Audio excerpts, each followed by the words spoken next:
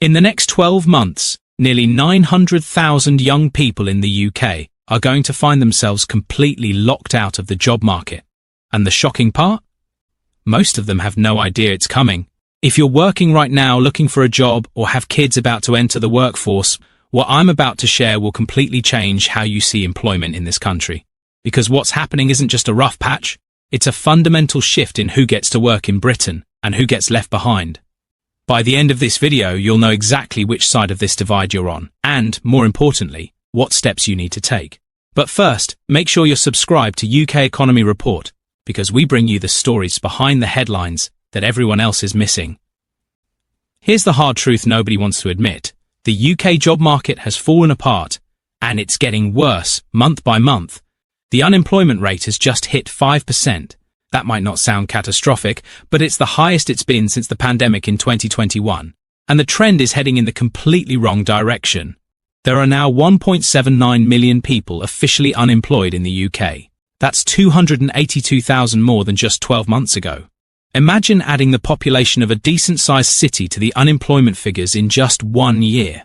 That's the scale of what's happening. But the numbers that really matter are even more alarming. Let's dig beneath the surface, because this is where it gets grim. Job vacancies have been falling for 39 consecutive quarters, nearly 10 years of decline. Back in 2022, there were 1.3 million job openings across the country. Today, we're down to just 723,000. That's almost 600,000 jobs gone forever. Here's what makes it even worse. For every job vacancy, there are now 2.5 unemployed people competing. The last time this ratio was seen outside of a pandemic was 2015. So, if you're job hunting right now, you're not just competing against a few candidates. You're up against 2 or 3 desperate people for every single role. And the sectors taking the hardest hits are those that employ millions of ordinary people. Retail has lost 45,600 jobs in just 9 months since the autumn budget. Hospitality? Even worse. 89,000 jobs wiped out. These 2 sectors alone account for over half of all job losses across the UK economy. To make this real, my cousin James worked in a local restaurant in Manchester. In just a few months, his role disappeared, along with dozens of his colleagues. It's not an abstract number. It's real lives being affected every single day. We're talking about 89,000 hospitality jobs lost. And that's not just numbers on a chart. We're talking about your local pub shutting down, your favorite restaurant closing its doors for good, or the cafe down the road that's been there for 20 years suddenly putting a closed sign in the window. That's not statistics. That's communities being hollowed out. Now, here's where things get really concerning. There's a hidden crisis within the crisis that nobody's talking about properly. Right now, there are 9.08 million working-age people in the UK who the government labels as economically inactive. That means they're not working and not even looking for work. Over 1 in 5 working-age adults has essentially dropped out of the labour market entirely. The biggest reason? Long-term sickness. 2.8 million people are now out of work specifically because they're too ill to work. That's 7% of the entire working-age population, and it's the highest rate in any G7 country. We're literally the sick man of Europe, and it's not even close. The government's own calculations put the lost economic output at a minimum of £130 billion, and that doesn't even include welfare payments. The Keep Britain Working Review estimates that tackling sickness absence and getting people back into employment could be worth £150 billion a year to the economy. In other words, we're leaving an astronomical amount of money on the table because we can't figure out how to keep people healthy enough to work. Here's something that should genuinely terrify every parent watching this. The youth unemployment crisis is spiraling out of control. The unemployment rate for 16 to 24-year-olds is now 15.3%, more than 3 times the overall unemployment rate. Nearly 1 in 6 young people who want to work simply cannot find a job. Right now, there are 946,000 young people classified as NEET, not in education, employment or training. Almost 1 million young people just stuck, going nowhere, doing nothing, and the number keeps climbing. Here's what's driving it. Young people with mental health conditions are nearly 5 times more likely to be economically inactive compared to others in their age group.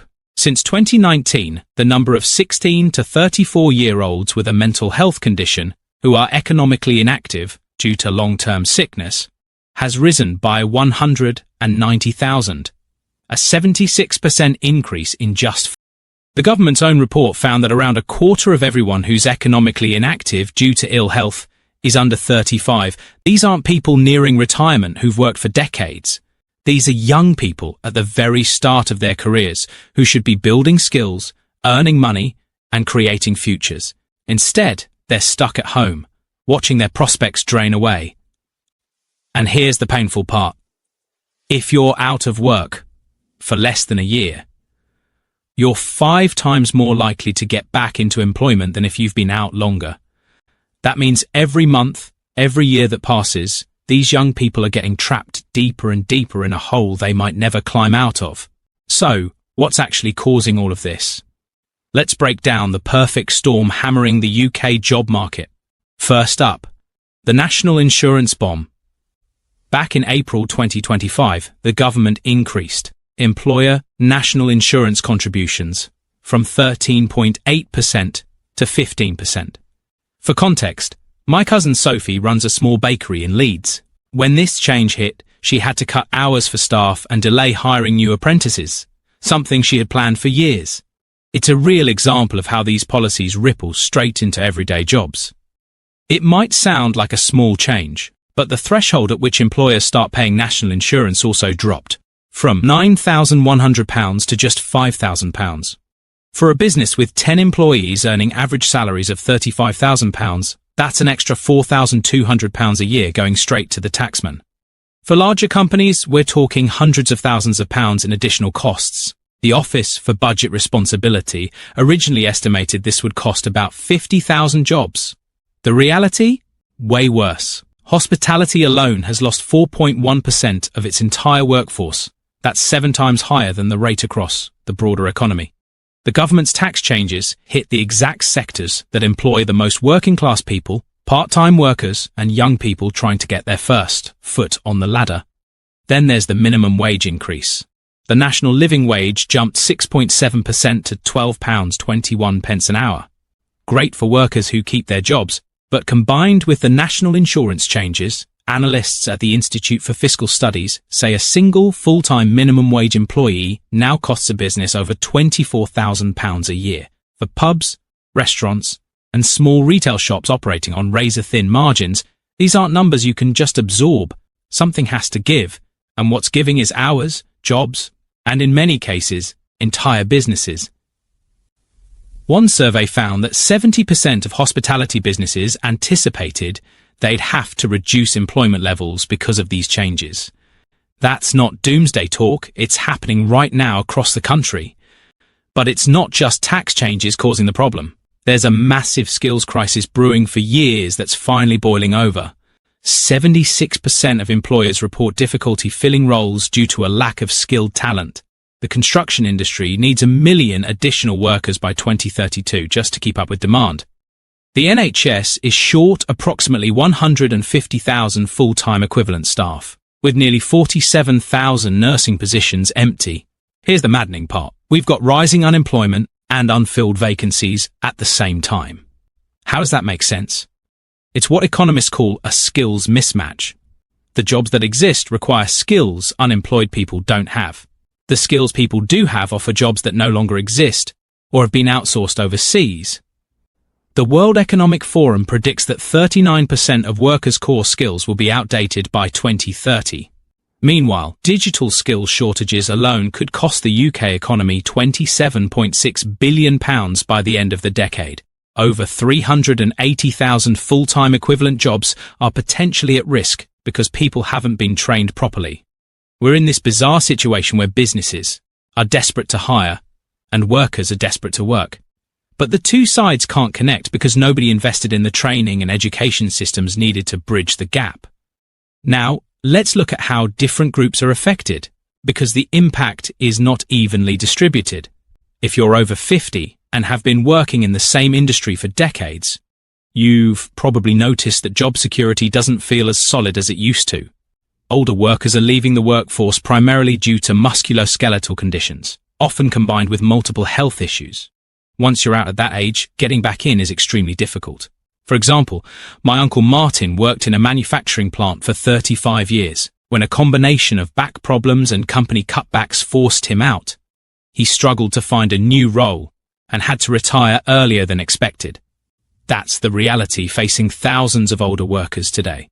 Getting back into work at an older age is genuinely difficult. The system isn't designed to help people retrain or find new opportunities. If you're disabled, the barriers are even starker. Only 53% of disabled people are in work.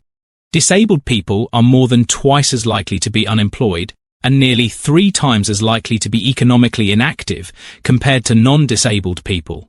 The lack of timely, appropriate workplace adjustments means many disabled people feel like self-employment is their only option, even when it's not what they actually want. If you're a young person trying to get started, the odds are stacked against you in ways that previous generations simply didn't face. The proportion of 18 to 24-year-olds unemployed for over 12 months is now at its highest in a decade. These aren't lazy kids, they're applying for job after job and getting nowhere because there just aren't enough entry-level positions to go around. Here's another kicker. The biggest fall in employment is among younger workers seeking their first roles. This group is losing out on opportunities to gain vital experience and essential skills. So not only can they not get jobs now, they're not building the skills they'll need for future roles. It's a trap that deepens the longer it continues. Let's zoom out and see what this actually means for the country. The UK has more than 9 million people not working, and 1/3 of them are suffering from long-term health conditions. That's a devastating loss of potential for these individuals, the businesses that need them, and local economies. The government has set a target of reaching an 80% employment rate, which would mean adding at least 1.5 million more people to the workforce. But here's the problem. More than 300,000 people leave the workforce each year due to ill health. It's like trying to fill a bathtub while the drain is wide open. Meanwhile, the sectors that should be creating jobs are actually shedding them. The hospitality sector alone has seen nearly 600 net closures of licensed premises over the past year. That's roughly 2 pubs, restaurants, or bars closing every single day. Each closure doesn't just mean lost jobs. It means communities losing gathering places, high streets getting emptier, and local economies withering. The British Chambers of Commerce is calling for joint action between government and businesses to halt the rising tide of sickness and help people get back into work. Their message is blunt. If the government is serious about growth, we must turn the tide on this loss of talent. So, what's being done? And what actually needs to happen? The government has launched several initiatives. The Keep Britain Working Review, examining how to tackle economic inactivity, Skills England, meant to coordinate training and address skills gaps, the Youth Guarantee, promising education and career support for every young person. £26 billion invested in the NHS, including mental health services, and recruitment of 8,500 additional mental health workers. The Talking Therapies programme, which has helped nearly 70,000 people with mental health issues get back into employment. But critics say it's nowhere near enough, and the numbers tell the story despite these programs. For context, my niece Emma, who struggled with anxiety during university, went through one of these programs. While it helped her start applying for jobs, she still faced months of rejection and barriers simply because entry-level positions were scarce and employers weren't prepared to accommodate her needs. This shows that even well-intentioned programs often fall short in real life. Getting back into work is genuinely difficult. The system simply isn't set up to help people retrain or find new opportunities. If you're disabled, the barriers are even higher. Only 53% of disabled people are in work. Disabled people are more than twice as likely to be unemployed and nearly 3 times as likely to be economically inactive compared to non-disabled people. The lack of timely and appropriate workplace adjustments means many disabled people feel like self-employment is their only option, even when that's not what they actually want. If you're a young person trying to get started, the odds are stacked against you in ways previous generations never faced. The proportion of 18 to 24-year-olds unemployed for over 12 months is now at its highest in a decade. These aren't lazy kids, they're applying for job after job and getting nowhere because there simply aren't enough entry-level positions. Here's another kicker. The biggest fall in employment is among young workers seeking their first roles. This group is losing out on opportunities to gain vital experience and essential skills. So not only can they not get jobs now, they're not building the skills they'll need for the future. It's a trap that gets worse the longer it continues. Zooming out, let's look at what this means for the country. The UK has more than 9 million people not working, with 1/3 suffering from long-term health conditions. That's a devastating loss of potential for these individuals, the businesses that need them, and local economies. The government has set a target of 80% employment, which would mean adding at least 1.5 million people to the workforce. But here's the problem. More than 300,000 people leave the workforce each year due to ill health. It's like trying to fill a bathtub while the drain is wide open.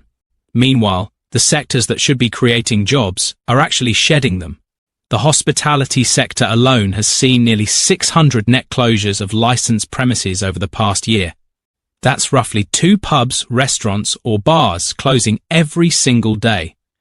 Each closure doesn't just mean lost jobs. It means communities losing gathering places, high streets getting emptier, and local economies weakening. The British Chambers of Commerce is calling for joint action between government and businesses to halt the rising tide of sickness and help people back into work. Their message is blunt. If the government is serious about growth, it must turn the tide on this loss of talent. So, what's being done, and what actually needs to happen? The government has launched several initiatives. The Keep Britain Working Review, examining how to tackle economic inactivity. Skills England, coordinating training and addressing skills gaps. The Youth Guarantee, promising education and career support for every young person. £26 billion invested in the NHS, including mental health services and recruitment of 8,500 additional mental health workers. The Talking Therapies programme, which has helped nearly 70,000 people with mental health issues get back into employment. But critics argue it's nowhere near enough. And the numbers tell the story despite all these programs. For example, my friend Lucy, who has a disability, tried using a government-funded program to return to work. While the support helped her start applying, she faced multiple barriers because employers weren't prepared to make adjustments. This shows that even well-intentioned programs often fall short in real life.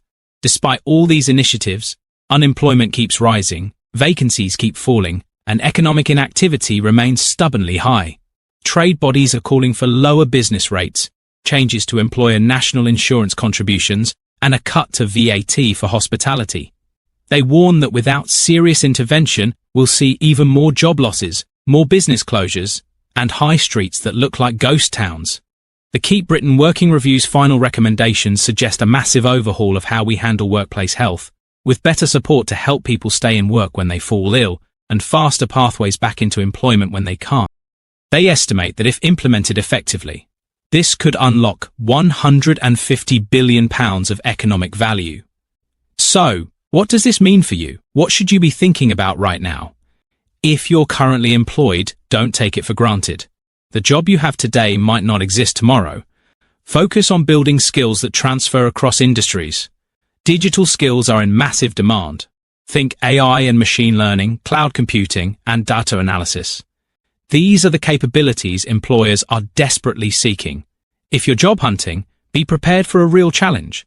With 2.5 unemployed people for every vacancy, you need to stand out. Tailor every application, network relentlessly, and consider industries you might not have thought about. Healthcare, tech, and green energy are still creating jobs even as other sectors contract. If you're a young person or have kids entering the workforce, mental health support isn't optional anymore. It's essential. The data is clear. Mental health conditions are the single biggest driver of youth inactivity. Getting proper support isn't weakness, it's survival. For example, my cousin Ben struggled with anxiety while looking for his first job in retail. He spent months applying and facing rejection. But once he accessed proper mental health support, he was able to refocus, learn new digital skills, and secure a role in tech. Without that support, he could still be stuck unemployed today. It's strategic. If you can stay mentally well, you're already ahead of the curve. If you're a business owner, especially in hospitality or retail, the next 12 months are going to be brutal. You need to think about efficiency, automation where it makes sense, and how to retain your best people without breaking the bank. The businesses that survive this period will be the ones that adapt fastest. If you're anywhere near retirement age and have options, you need to plan carefully. The pressure on older workers is real: health conditions, changing skill requirements, and subtle age discrimination that nobody admits to but everyone knows exists. Having a financial buffer isn't just nice to have anymore. It's essential protection against a job market that may no longer have room for you. Here's the reality nobody wants to face. The UK job market isn't going back to what it was. The era of cheap, steady labour is over. The idea that you could leave school, get a job, and work your way up for 40 years is increasingly a fairy tale. We're moving into a different kind of economy, one where skills matter more than ever, where physical and mental health directly impact economic success, and where the gap between those who can adapt and those who can't will continue to widen.